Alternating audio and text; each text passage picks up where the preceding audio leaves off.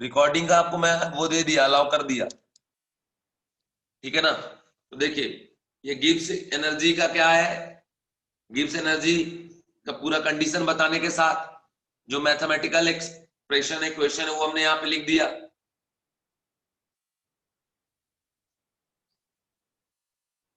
कौन सा ये बाबू, या स्टेटमेंट, किस चीज का बात कर रहे हो बाबू, स्टेटमेंट का या मैथमेटिकल एक्सप्रेशन का?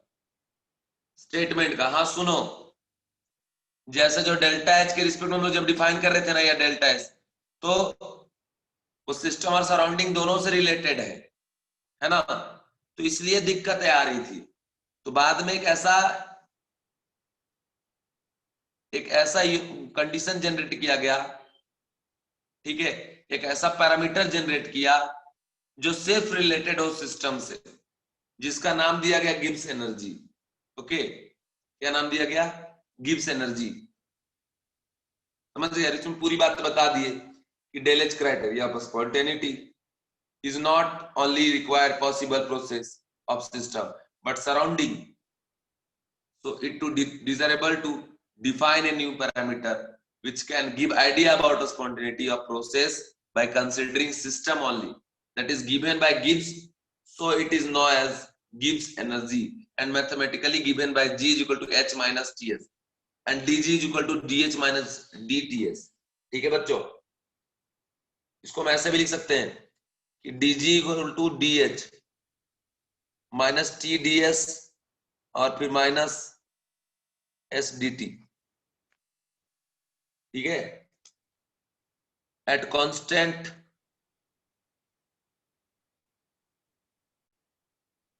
टेम्परेचर। ये वाला टर्म क्या जाएगा? जीरो। यहाँ पे क्या बचेगा? dg is equal to dh minus T D S, but temperature क्या है बच्चों? कांस्टेंट। हाँ तो माइनस ही तो दिए हैं यार, वो गलती से आ गया था, माइनस ही तो है, ठीक है, समझ गए? तो ये कंडीशन आ गया, जरा गौर से देखिएगा। अब अगर इस dg is equal to dh minus T D S integrate अगर आप कर दें, टी तो कांस्टेंट है, बाहर चला गया, तो dg क्या आ जाएगा? डेल्टा जी और delta H minus T delta S. तो यहां से ये इक्वेशन एक आ गया, del G is equal to del H minus of T del S. Okay, तो इस कंडीशन को बच्चों आप ध्यान रखना। अब एक बात देखिए, हम बात करने जा रहे हैं फॉर सिस्टम, ठीक है, सिस्टम से रिलेटेड बातें करने जा रहे हैं। ये कंडीशन तो आपको समझ में आ गया, यहां तक कोई दिक्कत नहीं होगा, ठीक है। अब देखिए डेल्टा जी जो सिस्टम का होगा, है ना, इसमें क्या लेंगे? Del H of system minus T del S of क्या? आपका system. Okay, del S of system. अब आपको पता होगा कि डेल एस जो यूनिवर्स होता है वो क्या होता है? Del S system plus del S surrounding, ठीक है, समझ गए? क्लियर? कोई दिक्कत किसी को नहीं होना चाहिए। इसमें ऐसे लिख सकते हैं कि del S of system minus Q of system by T. Surrounding हम लिखते हैं ना, Q of surrounding by T, and Q of surrounding किसके बराबर होता है? माइनस क्यू ऑफ सिस्टम के बराबर। ये कंडीशन आ गया, समझ गए? एंड एट कांस्टेंट प्रेशर, इसमें ये लिख सकते हैं कि del S of universe is equal to del S of system minus del H by T. At constant pressure जो हीट सप्लाई होता है उसको क्या बोलते हैं? डेल एच बोलते हैं, समझ रहे? अब इसको इधर क्रॉस मल्टीप्लाई कर दो बच्चों, हो जाएगा T del S of universe T del S of system, है ना, माइनस डेल एच बच्चों। तो ये कंडीशन हमारा आ गया। ओके, अब यहां से हम इससे लिख सकते हैं कि T del S of universe is equal to minus, यहां से कॉमन ले लो, and minus T del S of क्या, सिस्टम। ठीक है, और del H of system minus T del of system, या देखो del G is equal to del H minus T del S. और मैंने आपको जो डेफिनेशन लिखा उसमें क्या बताया, ये जो क्वांटिटी है derived, derived with respect to क्या आपका सिस्टम, सिस्टम के रिस्पेक्ट में डिफाइन है। Okay understand, give me answer please, yes और नो। जो गिव फ्री एनर्जी का चेंज है वो सिस्टम के रिस्पेक्ट में डिफाइन है ना, समझ रहे हो। तो ये जो डेल एच आप लेंगे किसका लेंगे, सिस्टम का, और डेल एस लेंगे वो भी किसका लेंगे, सिस्टम का। ऐसा इक्वेशन यहाँ पे बना कि del H of system minus T del S of system. तो यहाँ पे क्या आ गया, डेल जी माइनस साइन के साथ, तो T del S of universe is equal to minus of del G. Okay, तो ये कंडीशन आप याद रखना, समझ गए। अब देखो हम यहां से इसको लिख सकते हैं equal to minus of T del S, but ये डेल एस कौन सा, यूनिवर्स का। Okay understand, give me answer. ठीक है,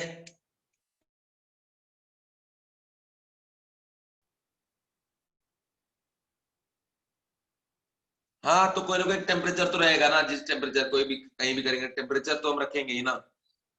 ठीक है, एक जो भी टेम्परेचर रहेगा वो तो दिया रहेगा आपको। ठीक है, ये आ गया। अब देखें इफ, आपको पता है ना कि डेल्टा एस जब यूनिवर्स ग्रेटर देन जीरो तो क्या होता है, उसको स्पॉन्टेनियस प्रोसेस कहते हैं। ठीक है, समझ गए। अब यहां देखो डेल्टा जी, हाँ भाई कोई नहीं, प्रेशर को भी कांस्टेंट कर दिए, किसी केमिकल का रिएक्शन में क्या होता है, प्रेशर टेम्परेचर दोनों ही तो कांस्टेंट रहता है। मैं दोनों बातें यहाँ लिखने वाला हूँ, टेंशन मत लो, जो कंडीशन इसके हिसाब से सारे ऑब्जर्वेशन होते हैं। समझ गए, ये तो डिटेल में आपको पढ़ा रहा हूँ इसलिए, अदरवाइज आपको इतना ही लिख देते कि delta G del H minus T del H, इसमें कुछ पता ही नहीं चलता है।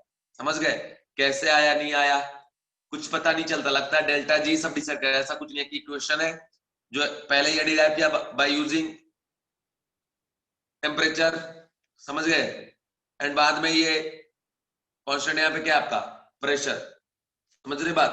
तो ये कंडीशन है, ये चीज को कन्वर्ट की किसमें, कांस्टेंट प्रेशर पे जाके। अब देखें इधर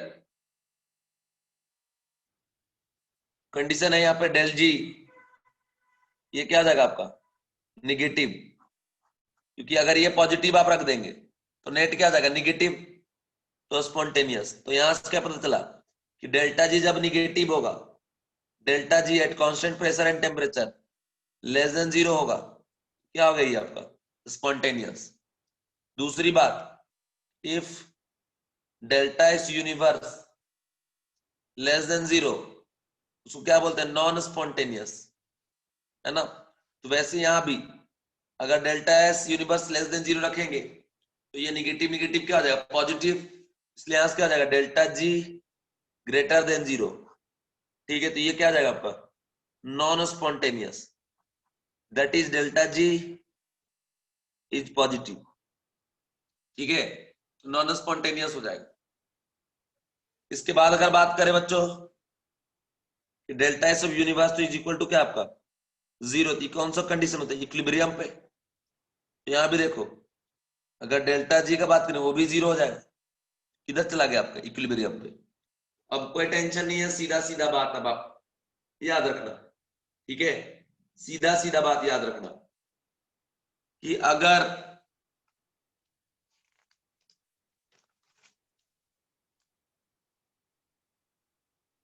तीनों पॉइंट अगर एक साथ आप लिखें और याद रखें, ठीक है, तो यहां पे आप लिख सकते हैं इफ डेल्टा जी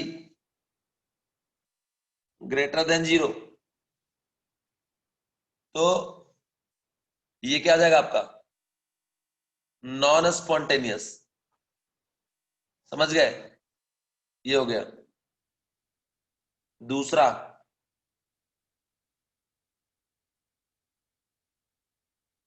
स्पॉन्टेनियस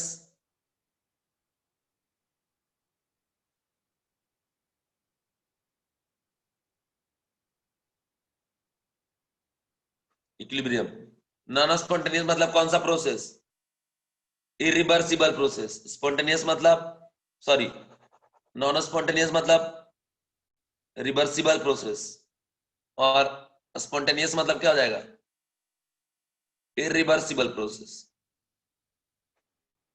सारी बातें मैंने आपको बता दिया। उम्मीद करता हूं कि आप प्रॉब्लम को सॉल्व कर पाएंगे। बट यहां देखो, ये जो चीज मैंने लिखा है वो कब लिखा है? At constant temperature and eight constant pressure. ये बात समझने की जरूरत है। हम लोग को इक्वेशन तो पता होता है बट कंडीशन पता नहीं होता। लेकिन आज के बाद कंडीशन भी याद रखना कि ये जो कंडीशन हम अप्लाई करेंगे तो वहां पे अप्लाई करेंगे जहां पे टेम्परेचर कांस्टेंट होगा, जहां पे प्रेशर कांस्टेंट होगा। मेरे प्यारे बच्चों, ऐसी सिचुएशन सिर्फ केमिकल रिएक्शन में होती है और जहां पे फेज चेंज होता है ना, तो हम लोग वहीं पे ये कंडीशन को अप्लाई करेंगे। तो याद करके रखिएगा, नोट करके, है ना, कि delta G at P and T, ठीक है, criteria.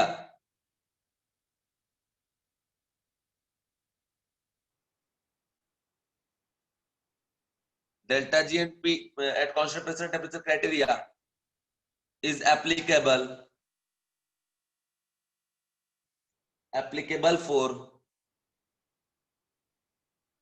phase change and chemical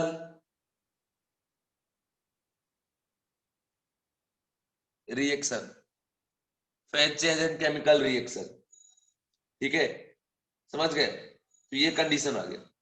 इसके बाद है एक कंडीशन आपको बताने जा रहे, एक क्राइटेरिया बताने जा रहे, उसमें लिखिएगा prediction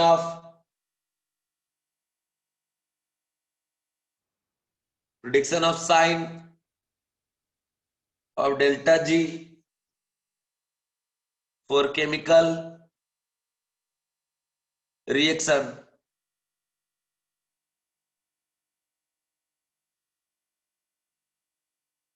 on the basis of given delta HR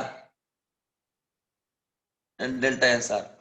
जिन बच्चों को ये कंफ्यूजन था कि सर ये डेल्टा जी तो कांस्टेंट प्रेशर टेम्परेचर पे है, उनका दिक्कत दूर हो गया बाबू, क्योंकि यहां मैंने पूरा क्लियर कर दिया।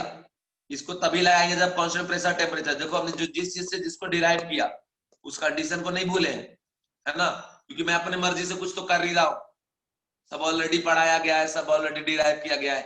तो जो बातें वो मैं आपको बता रहा हूँ, बट डिटेल में बता रहा हूँ ताकि बाद में कभी आपको दिक्कत ना जाए। ओके, तब कंडीशन क्या है कि delta G and P and T criteria में आ गया is applicable to phase change and chemical reaction, okay, and prediction of sign of delta G for chemical reaction on the basis of given delta HR and delta SR low decide करेंगे, समझ गए? अब देखो, अगर आपको decide करना है तो यहां भी पॉसिबिलिटी ही लिखेंगे क्योंकि एग्जैक्ट वैल्यू तो हमारे पास है नहीं। मान लो यहां लिख दिया डेल्टा HR, यहां लिख दिया डेल्टा SR, ठीक है, इधर लिख दिया डेल्टा जी आर, हो जाएगा del H minus T del S R, ठीक है, और टेम्परेचर एक कॉलम में और एक कॉलम में एंड में है आपका नेचर ऑफ रिएक्शन, ठीक है। तो मान लो अगर डेल्टा एच निगेटिव है और डेल्टा एस भी निगेटिव है, देखो निगेटिव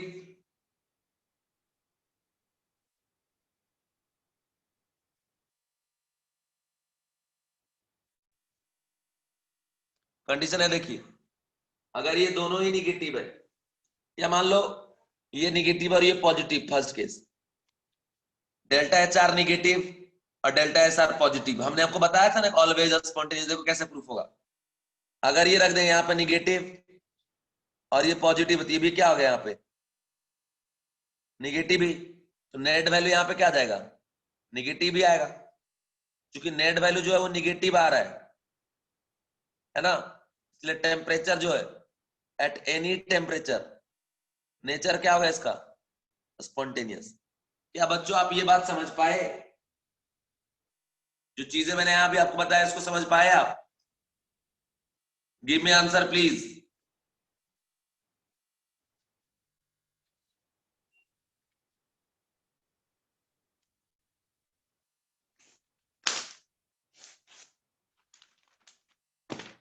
मैंने आपको ये बताने का काम किया, ये जो डेल्टा जी है वो है आपका delta H minus T delta S.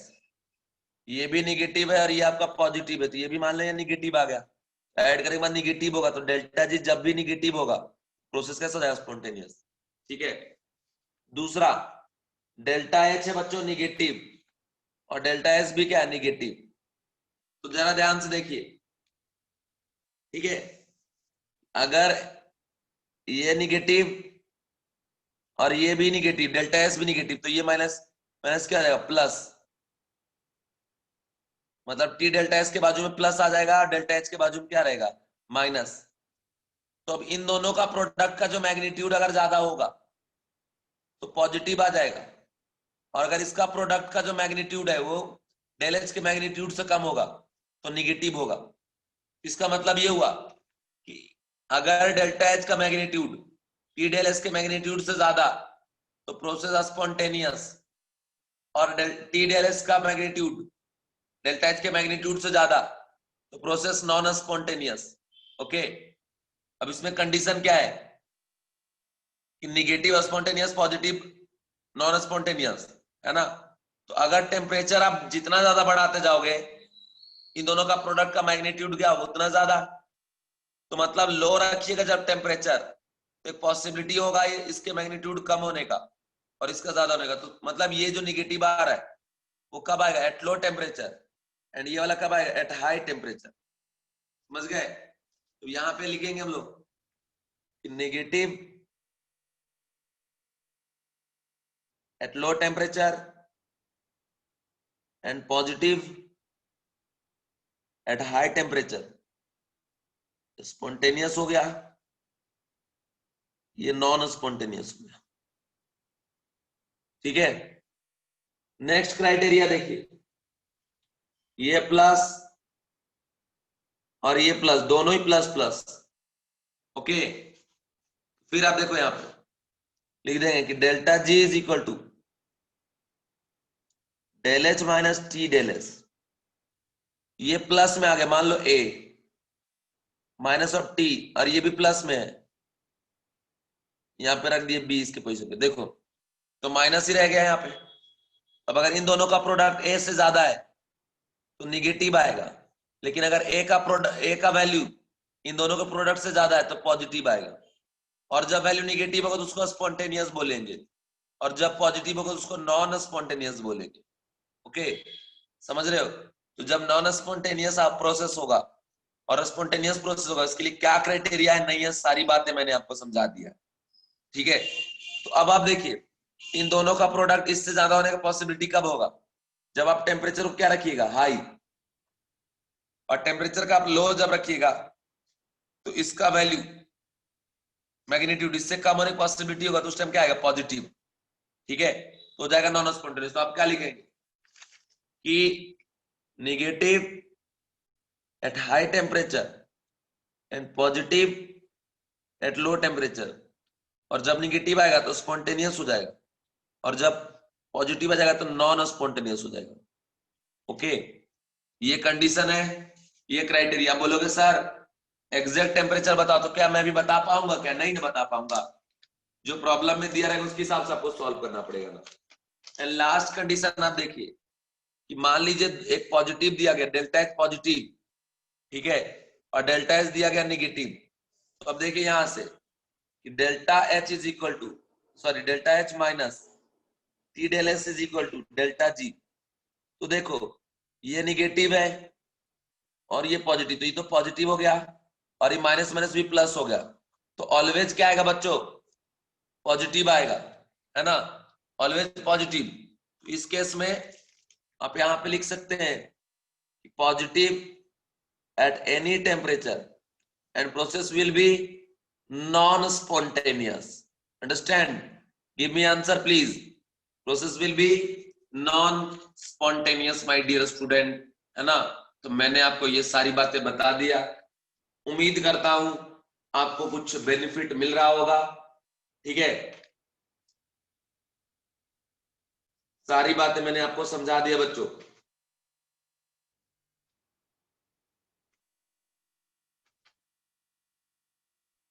Answer दो बच्चों जल्दी से यार। बच्चों, बच्चों, आ गया ना? ठीक है, अब आगे बढ़ते हैं। Calculation of,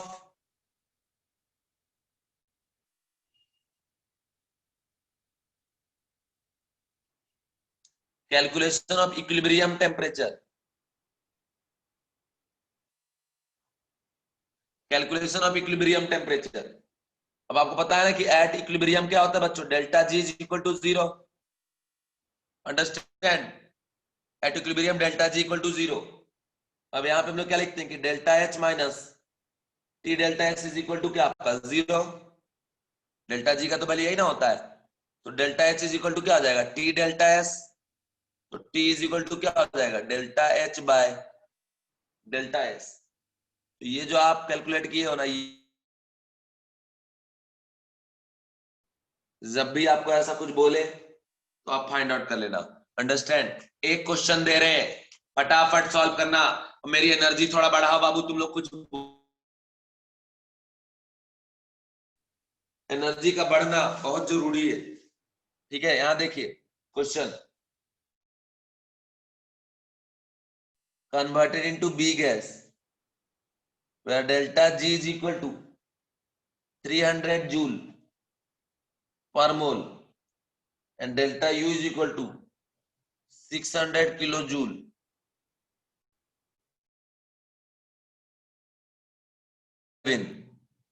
Calculate, calculate equilibrium, calculate equilibrium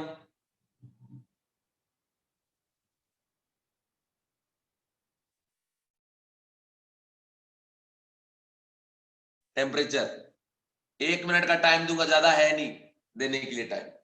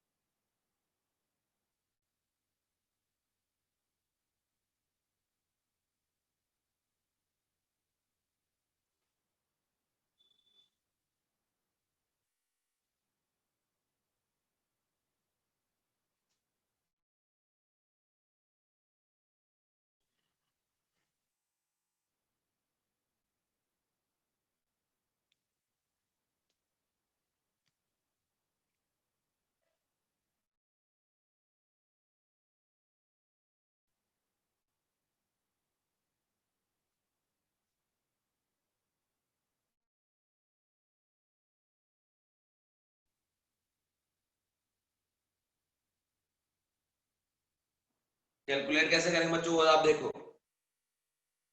सबसे पहले यहाँ पे हम लोग डेल्टा एच का वैल्यू निकालेंगे। Delta H equal to delta U plus delta N G R T.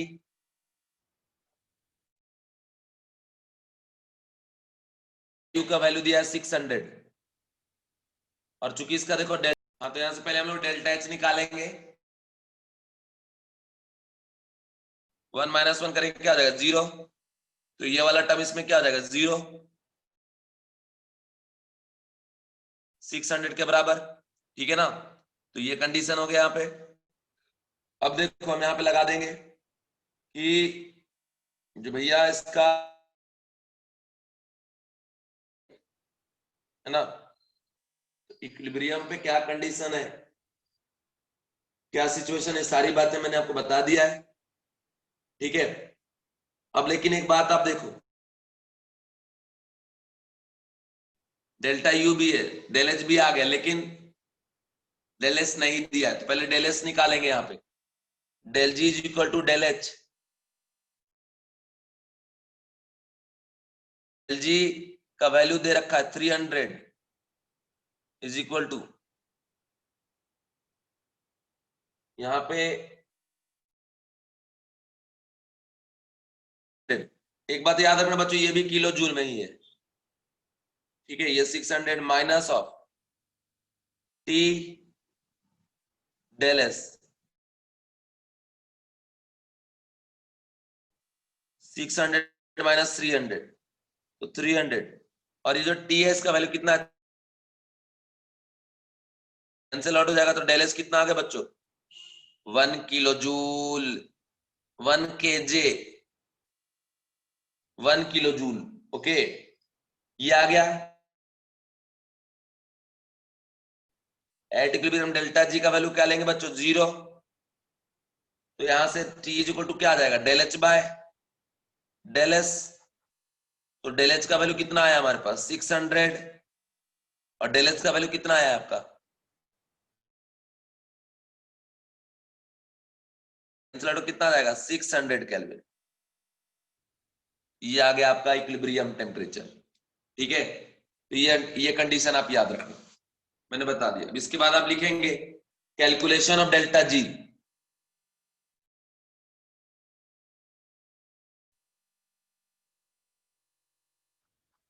Calculation of delta G, okay. इसमें फर्स्ट लिखिएगा फेज चेंज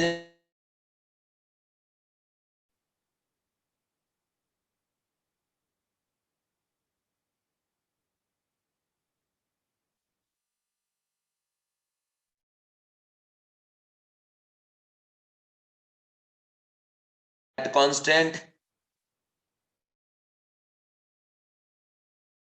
ठीक है, at constant pressure and temperature, जिसमें आपका delta H R and delta S R is given. तो आप क्या करते हैं बच्चों, delta G R is equal to del H, ये इक्वेशन से निकल जाएगा, है ना। इसके बाद और कंडीशन क्या है, summation of mu I into H of product I is equal to 1 से n, और minus summation of mu I, कल क्रिचॉफ्स इक्वेशन में डिराइव करके ये बताया था, ठीक है। और summation of mu I S of product minus summation of mu I S of reactant I is equal to 1 से n। ये कंडीशन हो गया बच्चों। इस तरीके से हम लोग प्रॉब्लम को करेंगे सॉल्व, ठीक है। फाइंड कर लिया। अब अगर मैं बात करूं at a standard condition, at a standard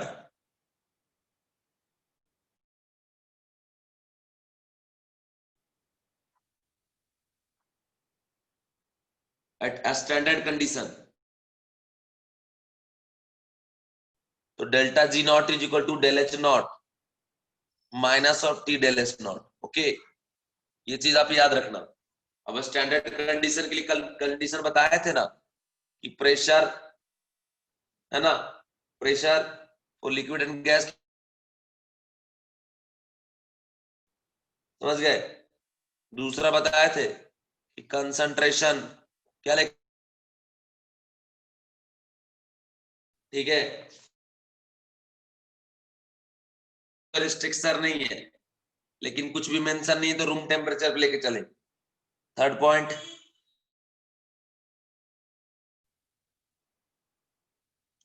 on temperature, temperature but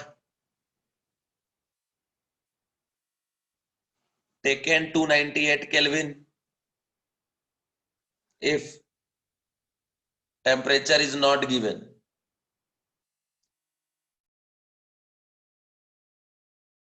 is not given, okay.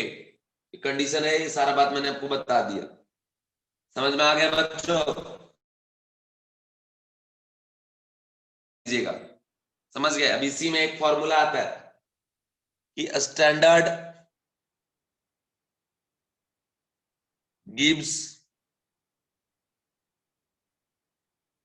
Free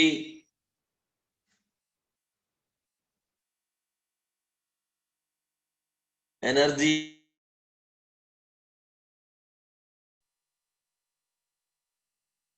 formation if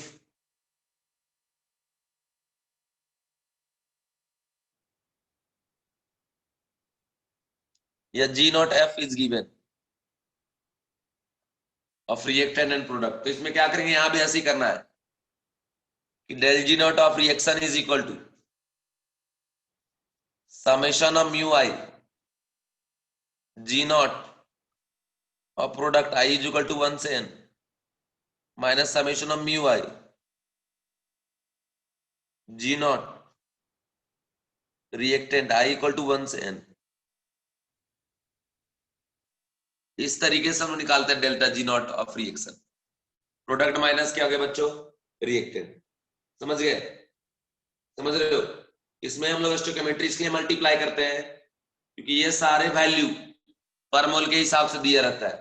ठीक है, मोल जितना बढ़ेगा उसके हिसाब से हम लोग कंडीशन बढ़ाते जाएंगे। एक बात और याद रखिएगा कि ये जो वैल्यू क्या दिया है, जी नॉट फॉर्मेशन, फॉर्मेशन तो तब डिफाइन होगा ना जब आप किसी को बनाएंगे, और मान लीजिए कोई नेचुरली ऑलरेडी पहले से एग्जिस्ट कर रहा है, तो जो नेचर में जिस तरीके से एग्जिस्ट कर रहा है उसका अगर आप जी नॉट फॉर्मेशन का बात करते हैं उसका क्या होगा, जीरो, क्योंकि उसको आपने कुछ बनाया नहीं है, ऑलरेडी एग्जिस्ट कर रहा है। Del G naught formation is equal to क्या आपका, जीरो। ठीक है, समझ गए बच्चों, ये चीज याद रखिएगा। और ये JEE 2015 में एक बार क्वेश्चन आया था। ठीक है, तो यहां लिखिएगा कि for pure and reference state del G naught formation is equal to zero है। इसके लिए डेल्टा जी नॉट फॉर्मेशन तो डिफाइन होगा, लेकिन जब हम किसी को बनाएंगे ही नहीं, ऑलरेडी नेचर में एग्जिस्ट कर रहा है, उसका डेल्टा जी नॉट फॉर्मेशन थोड़ी ना डिफाइन होगा। समझ रहे हो ना बात, ये कंडीशन, इस कंडीशन को आप ध्यान रखिएगा। जैसे अगर मैं यहाँ पे बात करूं कि जैसे H2 हाइड्रोजन गैस के फॉर्म में एग्जिस्ट करता है, ऑक्सीजन गैस एग्जिस्ट करता है, सॉलिड एग्जिस्ट करता है। ठीक है, तो इन सभी का जो delta G naught formation equal to क्या हो जाएगा, जीरो, क्योंकि हमने इनको बनाया नहीं, नेचर में ही। कार्बन ग्रेफाइट, इसका भी क्या होगा, इक्वल टू जीरो। P4 जो व्हाइट होता है इसका भी क्या होगा, जीरो।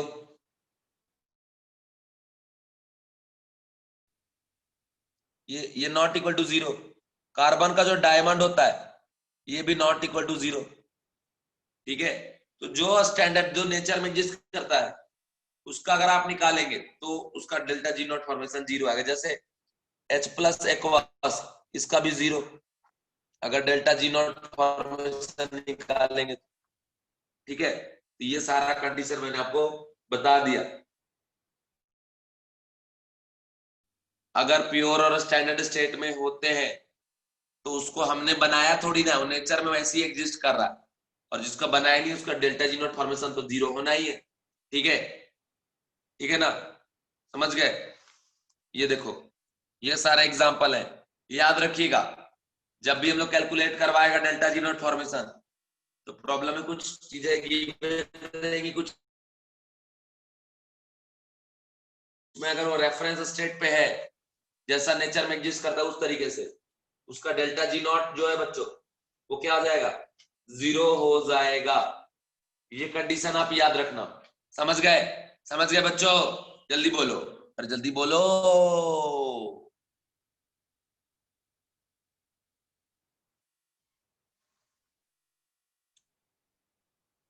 इसके बाद आप देखो यहाँ पे भैया, यहाँ पे लिखेंगे calculate delta G R at 27 degree Celsius. ठीक है,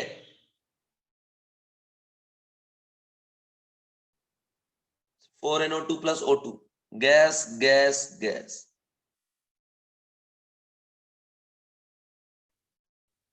तो यहां से दिया इसका substance molar enthalpy 5 33 350 NO2 11 240 O2 0 200। सुनो अब निकालना है, कैसे निकालेंगे? तो डेल्टा जी निकालना अगर है तो del H minus T del S. देखो टेम्परेचर तो दिया है, और टेम्परेचर जब भी यूज करते हैं तो केल्विन में कितना हो गया 300 केल्विन। टेम्परेचर पुट हो जाएगा 300 kelvin. Okay, delta H R calculate करो, पुट करो, डेल्टा एच आर कैलकुलेट करो, पुट करो। डेल्टा एच आर कैसे निकालेंगे? Delta H R equal to हो जाएगा प्रोडक्ट स्टोइकोमेट्रिक कोएफिशिएंट इसका कितना है 4 इंटू 240 और प्लस इसका 1 है और इंटू 0। ये आ गया प्रोडक्ट का माइनस रिएक्टेंट में। एक मिनट एक मिनट एक मिनट एक मिनट,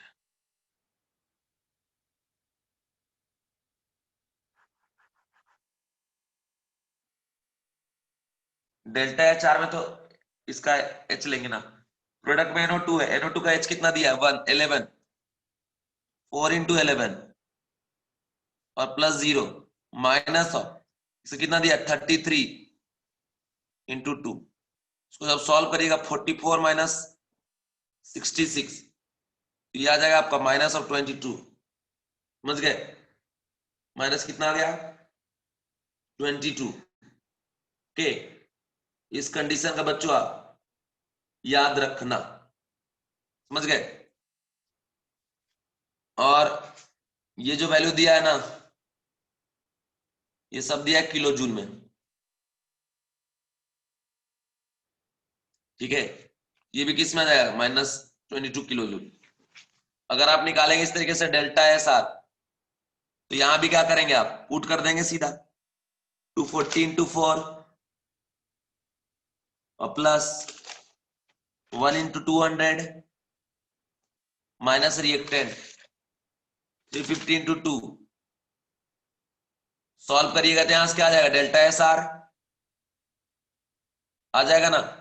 अब इसका यूज कर लो इक्वेशन में कि delta G equal to del H minus T del S. इसमें जब यूज कर लेंगे तो पूरा आ जाएगा आंसर इजीली, कोई दिक्कत नहीं होगा। समझ में आ गया? अरे बोलो, डेल्टा एच निकाल चुके हैं, डेल्टा एच यहां से आएगा, टेम्परेचर दिया है तो क्या आ जाएगा डेल्टा जी आ जाएगा ना। बोलो जल्दी, आया समझ में कि नहीं आया? Give me answer please, give me answer please. Question है calculate, calculate delta G not R at 55 degrees Celsius for 4NH3 gas, 5O2 gas, 4NO2 gas, 6H2O।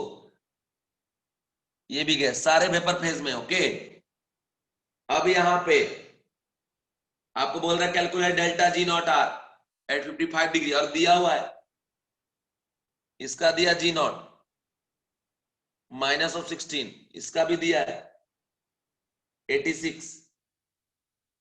ठीक है, सॉरी, इसका दिया 86 और इसका दिया माइनस ऑफ 286। और O2 का क्या होगा बच्चों 0, है ना, क्योंकि नेचर में तो ऐसे एग्जिस्ट करता है, तो जी नॉट फॉर्मेशन क्या होगा 0।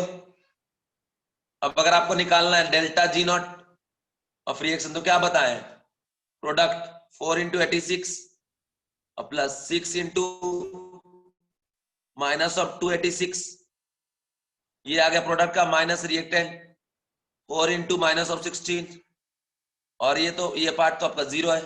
इसको जब सॉल्व करिएगा तो क्या आ जाएगा delta G naught of reaction. Give me answer please. समझ में आया कि नहीं आया? बताओ जल्दी, बहुत कुछ पढ़ाना है और आज थर्मोडायनेमिक्स को खत्म करना है। नेक्स्ट क्लास में हम लोग पढ़ेंगे थर्मोकेमिस्ट्री बच्चों। क्या पढ़ेंगे?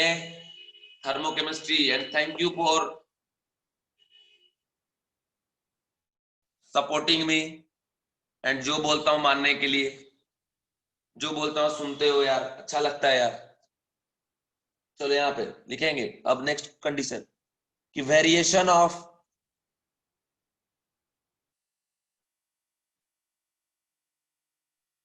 Delta G reaction with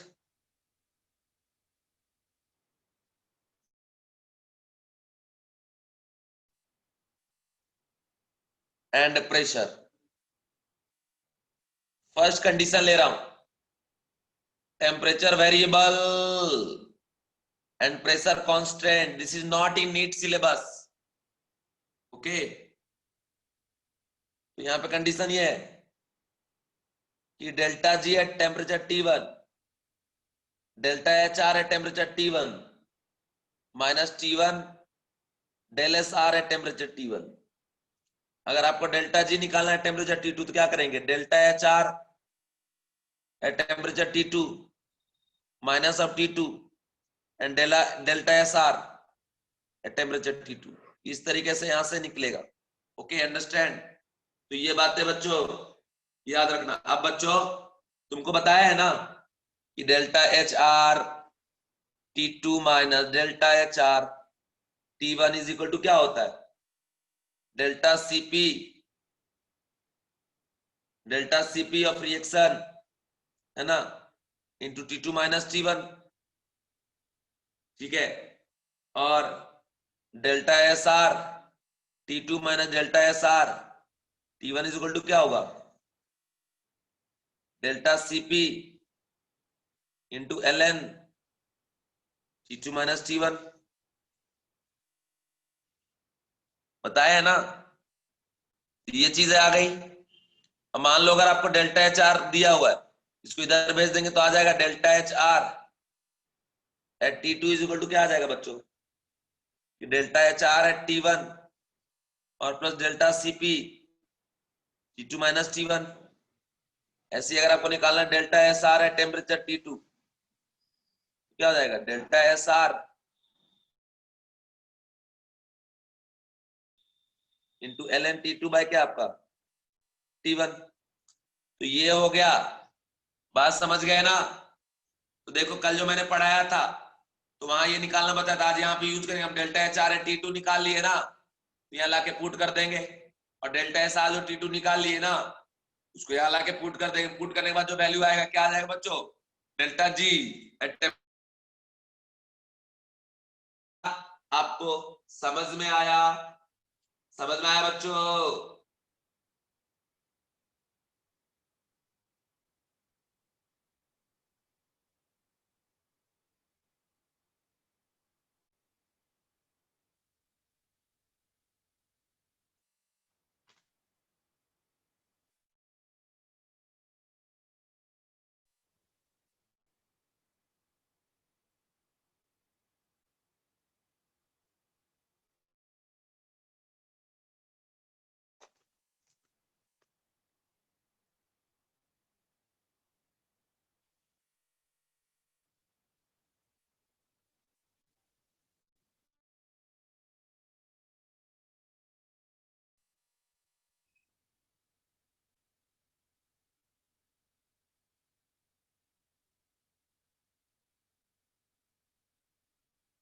and temperature constant है, ठीक है। तो delta G not P2 equal to क्या आ जाएगा, delta H are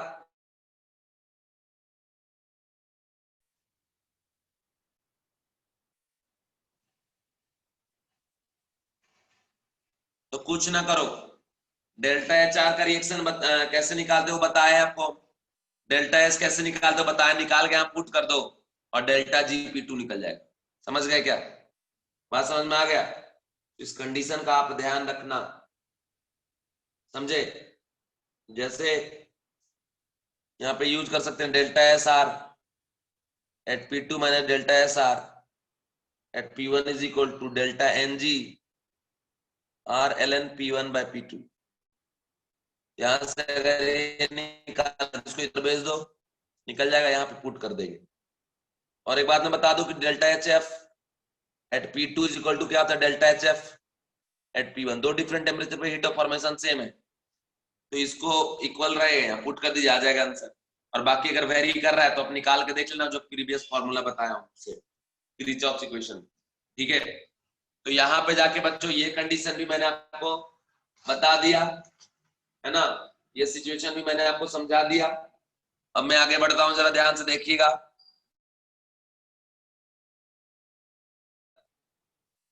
change of state, ठीक है, स्टेट चेंज हो रहा है, not for chemical reaction and phase phase change. State 1 से स्टेट 2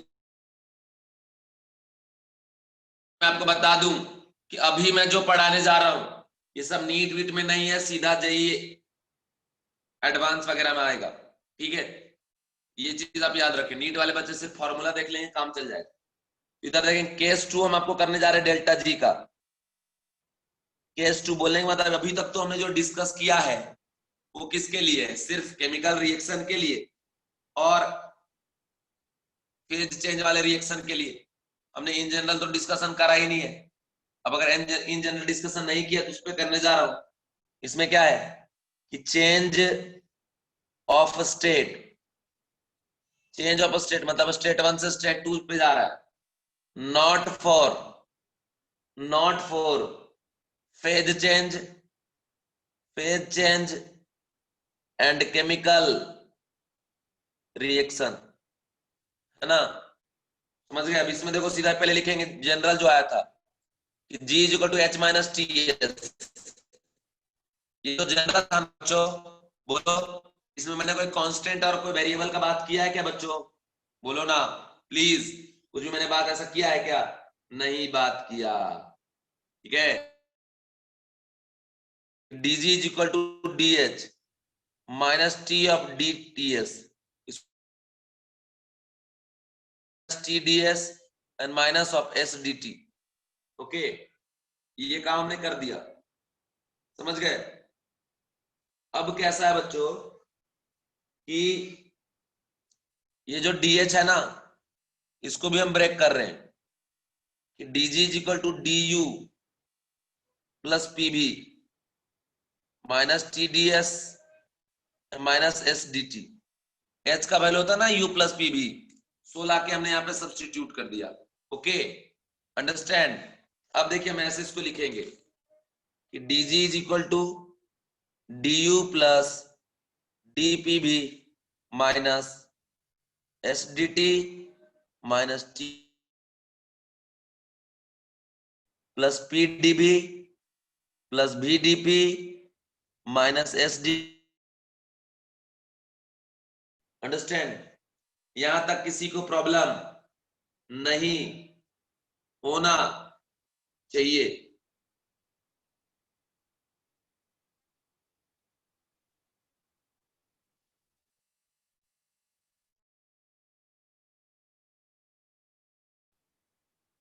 बोलो जल्दी से, यहां तक जो भी चीजें मैंने लिखा है इसमें किसी को प्रॉब्लम है क्या? ठीक है बच्चों, तो यहाँ पे आ गया DG equal to VDP, VDP. मेरी बात आप समझिए, ऐसे लिखे थे ना D W equal to minus of PDB, बोलते थे ना एरिया अंडर कर्व है पी वर्सेस बी का, प्रोजेक्शन ऑन भी एक्सिस। वैसे यहाँ पे एरिया अंडर कर्व अगर पीबी है तो प्रोजेक्शन किस पे लेंगे? भी पी एक्सिस पे, मतलब डायग्राम का प्रोजेक्ट करेंगे टुवर्ड्स क्या आपका पी एक्सिस, तो जो एरिया अंडर कर्व आएगा वो क्या आएगा? जी। ठीक है, यहाँ पर लिख दे पॉइंट बना के, on increasing pressure gives energy will larger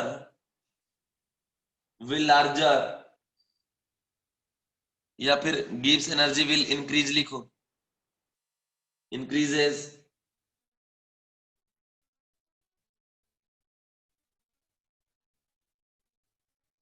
at a constant and increases will be larger if substance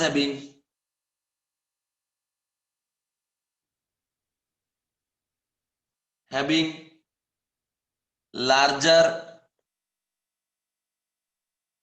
volume. Okay, ये कंडीशन है। इसके बाद याद रखिएगा, अगर P वर्सेस V का ग्राफ है और ऐसा कुछ दिया है, वर्क डन निकालना हो तो इधर प्रोजेक्शन लेते, प्रोजेक्शन मतलब परछाई बनाओ V के तरफ, तो वर्क डन देगा। लेकिन अगर प्रोजेक्शन लेते हैं P पे, ये जो एरिया अंडर कर्व होगा, ये क्या देगा आपको, गिब्स फ्री एनर्जी। समझ गए? तो ये कंडीशन है, मैंने आपको बता दिया। समझ गए बच्चों? उसके बाद आप याद रखिएगा, अगर G वर्सेस P का आप बात करते हैं, G वर्सेस P का, तो ये ग्राफ इस तरीके से चलेगा, ये ऐसा चलेगा और ये ऐसा चलेगा। एक हो गया आपका सॉलिड के लिए, ओके, एक हो गया आपका गैस के लिए और एक हो गया लिक्विड के लिए। सबसे ज्यादा ऊपर लिक्विड का रहता है, मिड पॉइंट में गैस का, सबसे नीचे रहेगा किसका, चेंजेस होने की पॉसिबिलिटी बहुत ज्यादा रहेगी जब लिक्विड से गैस में आप जाएंगे तो। ठीक है, ये कंडीशन आप ध्यान रखना हमेशा। ये ग्राफ जो मैंने बताया, इस ग्राफ को भी आप ध्यान रखना। ठीक है, जल्दी करो बाबू, 10 मिनट में इसको फिनिश करना है। एक छोटा सा पॉइंट और लिखना है, फिर अपना थर्मोडायनेमिक्स फिनिश हो जाएगा, फिर हम लोग पढ़ेंगे सिर्फ थर्मोकेमिस्ट्री। ओके, अब चलिए, अगर हम बात करते हैं for solid and liquid, solid and liquid, ठीक है, कंडेंस फेज का बात करने जा रहे हैं। कंडेंस फेज बोलने का मतलब ये कि कोई भी वॉल्यूम में चेंजेस नहीं होगा।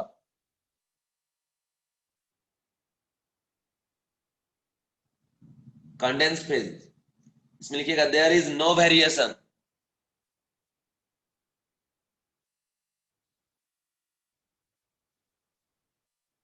There is no variation in volume with pressure. ठीक है, तो इसमें देखो क्या आया था कि dg is equal to vdp, integrate करो P1 से P2 तक और G1 से G2 तक। तो G का इंटीग्रेशन dg का G होगा तो आ जाएगा क्या आपका G2 माइनस G1, और ये कांस्टेंट है बाहर चला जाएगा V, और P1 से P2, तो ये आ गया delta G is equal to V P2 minus P1, ये आ गया। ठीक है, अगर हम बात करें for ideal gas, ideal gas PV is equal to क्या होता है nRT, तो V is equal to nRT by P। तो याद रखना ये जो आने जा रहा है अभी कि dg G1 से G2 is equal to VdP P1 से P2, V की वैल्यू यहाँ लाके सब्स्टिट्यूट कर देंगे, तो dg G1 से G2 is equal to nRT upon P dP P1 से P2। ये G जाएगा बाहर तो G जाएगा, G1 से G2 लिमिट पुट करेंगे, और ये nRT कांस्टेंट है बाहर चला जाएगा, और dP बाय P का इंटीग्रेशन ln P P1 से P2। ठीक है, तो यहां से आंसर क्या जाएगा, आंसर आ जाएगा कि delta G is equal to nRT ln P2 by P1। But this formula for valid in case of ideal gas in which variation of pressure is takes place। okay, next condition आप देखिए, temperature constant pressure change, temperature constant pressure change, तो जो main form था dg का वो वाला लो, dg equal to vdp minus tds, ये था, सॉरी sdt, ये था मेन जो इंटीग्रेट मतलब डिराइव करके लाए थे।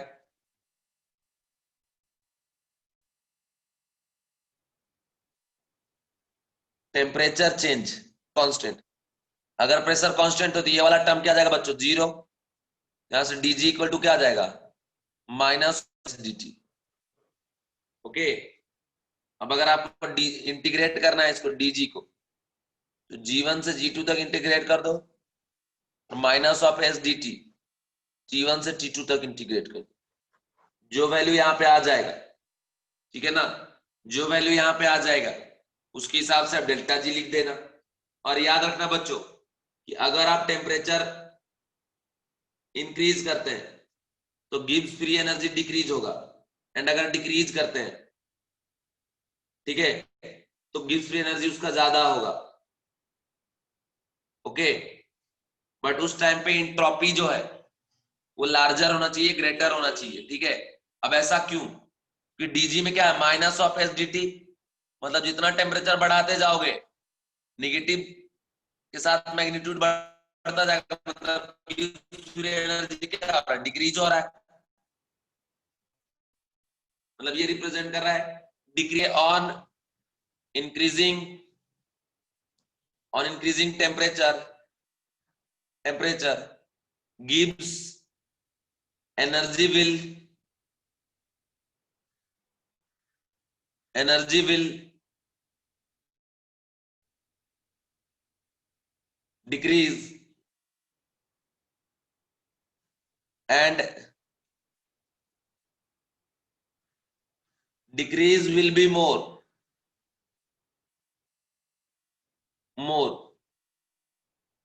for substance having larger entropy।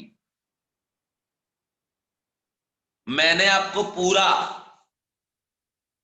Thermodynamic finish कर दिया है ना, तो आप क्या करिएगा, मॉड्यूल के क्वेश्चन सॉल्व करना।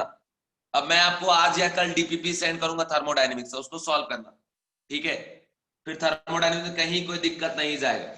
अब हम लोग पढ़ेंगे थर्मोकेमिस्ट्री। थर्मोकेमिस्ट्री क्या होता है बच्चों, तो जब आप थर्मोडायनेमिक अप्लाई करते हैं केमिकल रिएक्शन पे, तो उससे हम लोग बोलते हैं बच्चों थर्मोकेमिस्ट्री। ओके, तो वही मैं आपको पढ़ाने जा रहा हूं, थर्मोकेमिस्ट्री।